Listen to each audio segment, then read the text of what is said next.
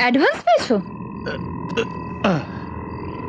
বাহ, এ তো অনেক টাকা পেয়ে গেছো। আর কি, বেশি করে মদ খাও? ওরাও? না না না না না, আমি সব টাকা খরচা করবো না। কাল আগে তোমার জন্য একটা ভালো দেখে ড্রেস কিনে আনবো। চুপ করো, চাই না আমার কোনো ড্রেস। জীবনে যে টাকাটা প্রথম উপায় করেছো সেটা সবার আগে বাবা মায়ের পায়ে নিবেদন করে তাদের প্রণাম করা উচিত ছিল।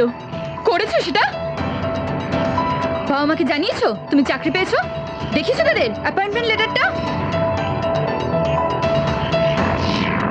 বাহ, এই না হলে ছেলে? কথায় কথায় বাবার নিন্দে করো। ছেলে হিসেবে তুমি কিসের ভালো? কোন ভালো কাজটা করেছো তুমি? ছি! পড়ি পড়ি পড়ি পড়ি পড়ি পড়ি পড়ি, প্লিজ তুমি রাগ করো না। আমি বাবা মাকে কিচ্ছু বলতে চাই না। সামনের মাসে আমি একটা ফ্ল্যাট ভাড়া নেব, সেখানে চলে যাবো। চমৎকার! বাবা মাকে ছেড়ে দিয়ে যেতেই চাও? এতদিন যাওনি কেন? কেন যাওনি? কোনো উপায় ছিল না, তাই তো? কে খাওয়াতো, কে পড়াতো? আজ যখন একটা চাকরি ছুটলো, তাদের সব ঋণ, সব ভালোবাসাকে এক নিমেষে ভুলে গিয়ে বাড়ি ছেড়ে চলে যেতে চাইছো। বাহ!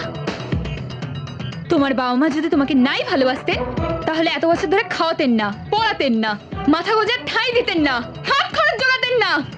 আজ যদি তুমি নিজের পায়ে দাঁড়াও, সন্তান হিসেবে তোমার দায়িত্ব এটা। তোমার বাবা মাকে খাওয়ানো, পড়ানো, তাদের হাত খরচ জোগানো। বুঝেছ?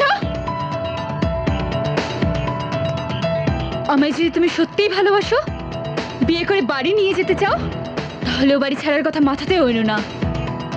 বিয়ের পর মেয়েরা এক বাবা মার কোল শূন্য করে এসে আর এক বাবা মায়ের কোলে ঠাঁই পায়। আমিও তাই চাই।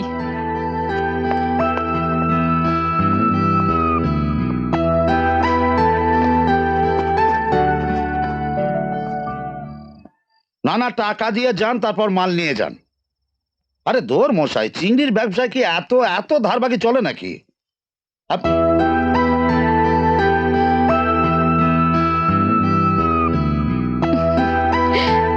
তোমার ছেলে আজ প্রথম রোজগারে হলো। নাও টাকাটা ধরো।